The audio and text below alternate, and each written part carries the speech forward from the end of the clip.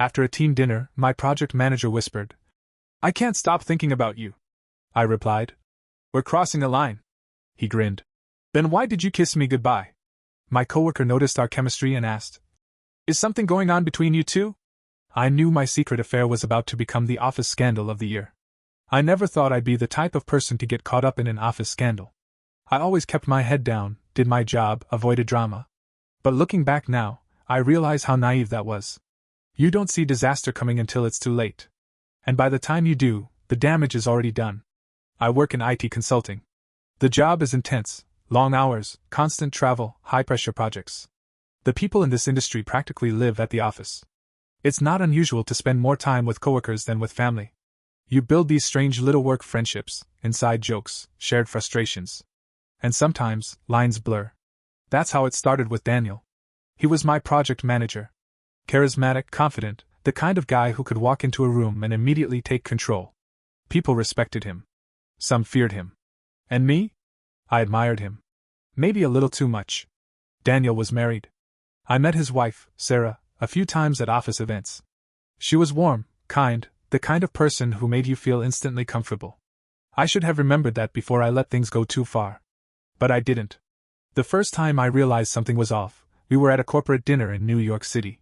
It was a celebration for wrapping up a massive project, and everyone was drinking, laughing, unwinding. I was talking to a coworker when I felt someone standing too close behind me. I turned. It was Daniel. He leaned in, his voice low enough that only I could hear. "I can't stop thinking about you." I froze. My brain stalled. Maybe I misheard him. But when I turned to look at him, his expression told me I hadn't. I laughed it off, trying to play it cool, but inside, my heart was pounding. Then he said something that made my stomach drop. "Then why did you kiss me goodbye?" My mouth went dry. I felt the room close in. Because the truth was, a few nights earlier, we had worked late, just the two of us. We left the office together, took the elevator down in silence. When the doors opened, there was this weird, charged moment where we just stood there. And I kissed him. It wasn't planned. It wasn't even a real kiss, just a quick, reckless, stupid thing. And yet here he was, throwing it back at me like it was proof of something bigger. I shook my head. "We're crossing a line." He smiled. "Then why don't we cross it all the way?" I should have shut it down right there. I should have walked away. But instead, I let it keep happening. A week later, we were both in Chicago for a client meeting. Separate flights, separate hotels. Completely professional. At least, it was supposed to be. That night, after a long day of negotiations, I went to the hotel bar. I don't even know if I was expecting him to be there. Maybe I was. And when I saw him sitting at the bar, alone, swirling a drink in his hand, I didn't turn around and leave. I sat next to him. We talked about work at first. Then about life. And then about nothing. The tension was unbearable. When he reached over and touched my wrist, I didn't pull away. When he leaned in, I let him. When we ended up in his hotel room, I didn't stop him. Afterward, we sat there in silence. I was staring at the ceiling, my mind racing, knowing we had completely effed up. "We can't do this again," I said. Daniel exhaled a laugh. "Yeah." But we both knew that was a lie. It happened again. And again. Different cities, different hotels. Always under the guise of work trips. Always pretending like it was some isolated mistake, until it wasn't. For a while, I thought we were being discreet. I convinced myself no one suspected anything. But affairs are never as secret as you think. One afternoon in Dallas, I was in the break room when my coworker Matt walked in. Matt was sharp, the kind of guy who noticed things other people missed. He grabbed a coffee, turned to me, and asked, "Is something going on between you and Daniel?" I nearly dropped my cup. "What? No. That's ridiculous." Matt just shrugged, like he didn't really care. But then he said, "You sure? Because I've seen the way he looks at you." I forced a laugh. "He's my boss. That's it." He didn't push. But I could tell he wasn't convinced. After that, I started noticing things. The way people glanced at us in meetings. How Daniel sometimes lingered too long when handing me paperwork. The way his eyes would flick toward me when someone else was talking. I told myself I was being paranoid. Until I found the note. One morning, I came into work and found an envelope on my desk. No name, no return address. Just a single folded piece of paper inside. "If you don't end it, I will." My hands shook. My stomach turned. Someone knew. I looked around the office, scanning faces, trying to figure out who had sent it. But no one was acting suspicious. No one was looking at me any differently. I didn't know if it was a warning or a threat. That night I called Daniel. "We need to stop." He was quiet for a moment. Then he said, "Come over. Let's talk." I went. And we didn't talk. Things started unraveling fast. Daniel got sloppy. We were in Los Angeles for another client deal. It was late, and we had been drinking after a long meeting. I was standing near the bar when he came up behind me and put his hand on my lower back, in front of our colleagues. I stiffened and pulled away immediately, but it was too late. I saw the look Matt gave me from across the room. He knew. Later that night, Daniel texted me. "Are you embarrassed by me?" I didn't reply. 2 days later, at our company's annual gala in San Francisco, Daniel got drunk. Really drunk. His wife, Sarah, was there. So was Matt. And then Daniel, like an absolute idiot, turned to me in front of a small group of people and slurred. "You belong with me, not her." The second the words left his mouth, I felt the air shift. Everything went still. Sarah was standing right behind him. I saw her expression change, saw her eyes flick between me and Daniel. And then she just walked away. I felt sick. My legs were frozen. I wanted to run after her, to say something, to undo all of it. But it was too late. People were already whispering. The looks. The realization spreading through the crowd like wildfire. This was no longer just an office secret. This was a scandal. And there was no coming back from it. I wanted to disappear. Right there in the middle of the gala, under the dim chandelier lights, with the sound of low whispers creeping through the crowd, I wanted the floor to open up and swallow me whole. Sarah was gone. She hadn't said a word, hadn't screamed or slapped him. She just walked away, and somehow, that was worse. It meant she already knew. I looked at Daniel. He was swaying slightly, his tie loose, his shirt rumpled. He wasn't even chasing after her. He just stood there, blinking like he was still processing what he had done. And then I saw Matt. Standing near the bar, watching everything. His expression was unreadable, but he wasn't looking away. I turned and walked out. The next morning, I expected a call. An email. A text. Something. Instead, there was silence. No messages from Daniel. No emails from Sarah. No angry texts from Matt. Just nothing. That was worse than yelling. Worse than accusations. The silence meant something was coming. At work, people stared. Conversations cut off when I walked by. The way people looked at me changed. It wasn't curiosity anymore. It was confirmation. I wasn't imagining things. I could feel it.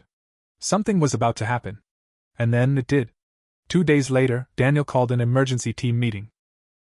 It was unusual. He never held full team meetings unless something major was going down. I walked in late. The room was packed.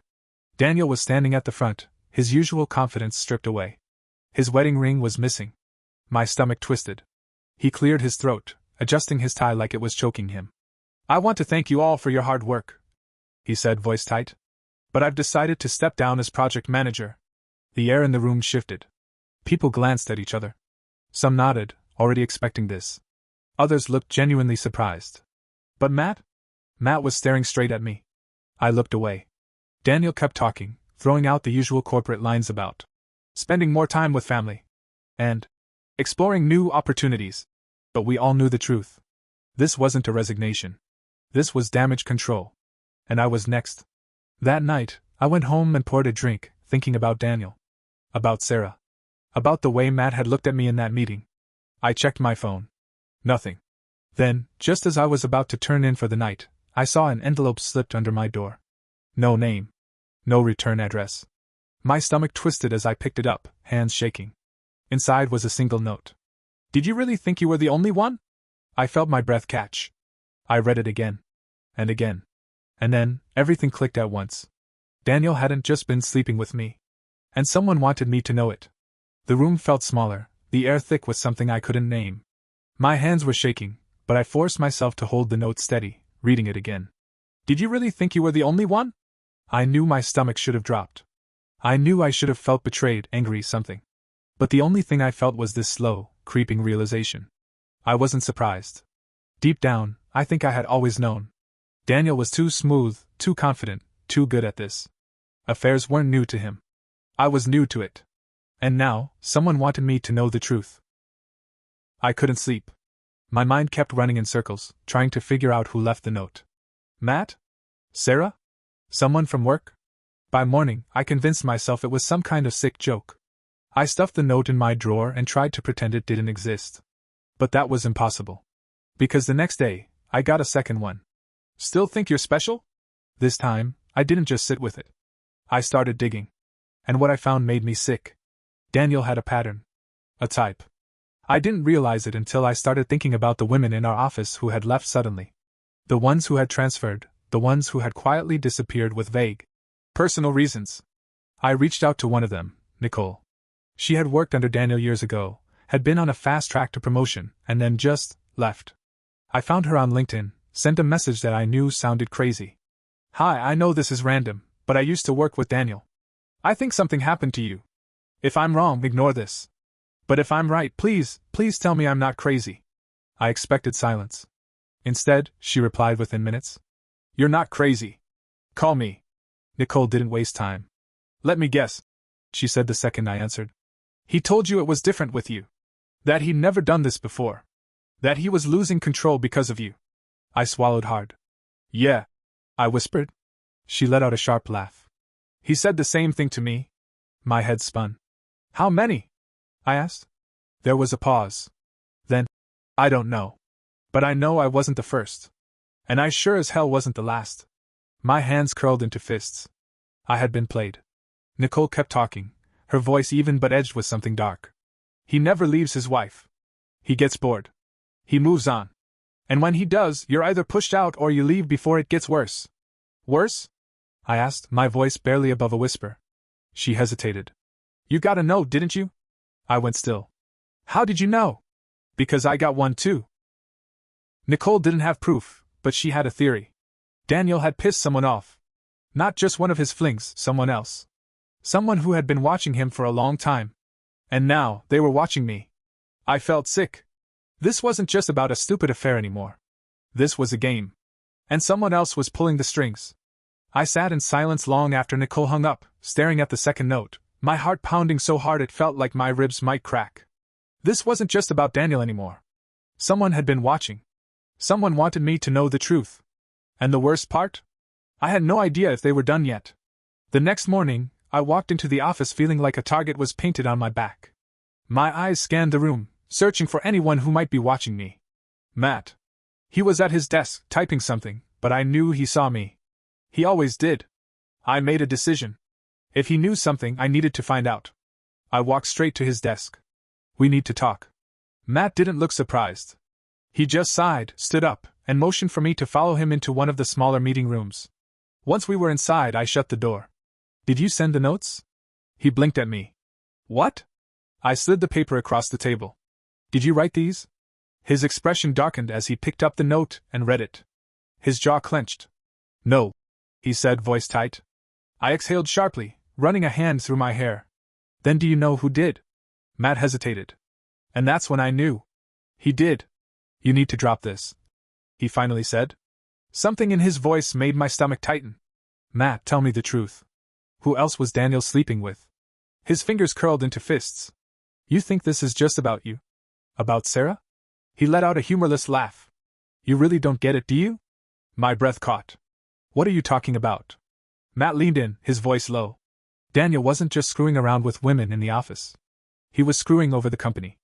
I went cold. What? Matt's jaw tightened. It's been going on for years. Fake invoices. Side deals. Kickbacks. Cover-ups. And HR? They looked the other way. Because he was making them money. I felt dizzy.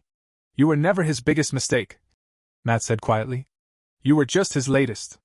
I didn't want to believe it. I wanted this to just be about an affair, about bad choices and bad people. But it was so much worse. And I wasn't the only one who knew. Because when I got back to my desk, my inbox had a new email. Anonymous sender. Subject. Proof. I opened it. And my blood ran cold. Inside were dozens of attachments. Emails. Financial records.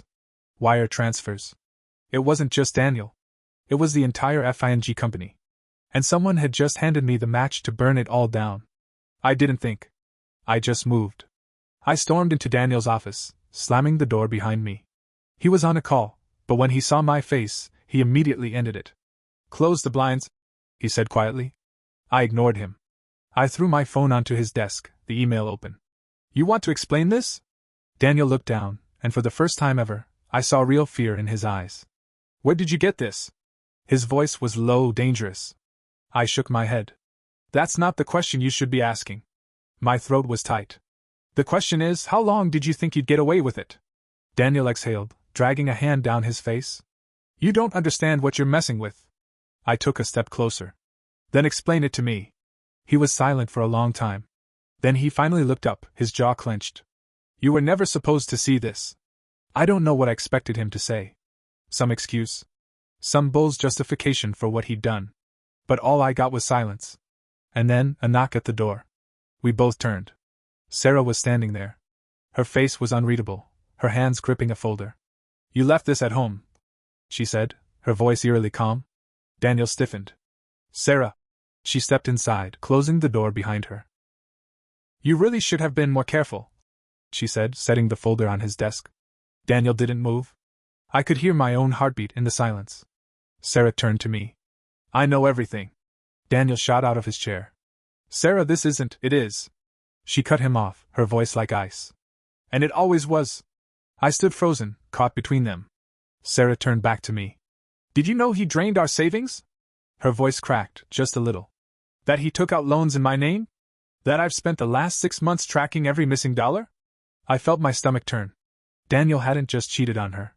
He had ruined her. "You're a fing idiot." She spat at him. "You thought you were so untouchable. That no one would ever put the pieces together." Daniel's hands curled into fists. "You don't want to do this here." Sarah let out a sharp laugh. "Where should I do it then? At your next conference? Or maybe at your sentencing?" His eyes darkened. "You wouldn't." She took a step closer. "Try me." Sarah turned to me one last time. "I don't blame you," she said, voice softer now. "You were just another one of his lies." I felt my throat tighten. But then she tilted her head. "But if you really want to prove you're not like him, you'll help me." Daniel's head snapped toward me. "No," he hissed. "Don't fing do this." I looked at Sarah. And then at Daniel. I had spent so long believing I was trapped, that this was just something that happened to me. But maybe I had a choice. Maybe I could end this. For her. For me. For every other person he had burned along the way. Daniel's voice was tight, desperate now. "You don't know what's coming." But I did. Because as soon as Sarah left his office, I sent the email to the entire board. And that was the moment Daniel's world ended. Daniel was arrested 2 weeks later. Fraud. Embezzlement. Identity theft. The company tried to distance themselves, but it was too late. Everything collapsed. Sarah divorced him, took everything she could. Matt? He transferred. Said he didn't want to work for a company that turned a blind eye to corruption for so long. I couldn't blame him. And me? I quit. Walked away from the industry completely. Not because I was guilty, but because I was finally free. Sometimes, the person you think is ruining your life is actually saving it. Sarah saved mine. And I'd like to think, in some small way, I helped save hers too. Would I do it all over again? No. But I don't regret ending it. Because in the end, no one really gets away with anything. Not forever.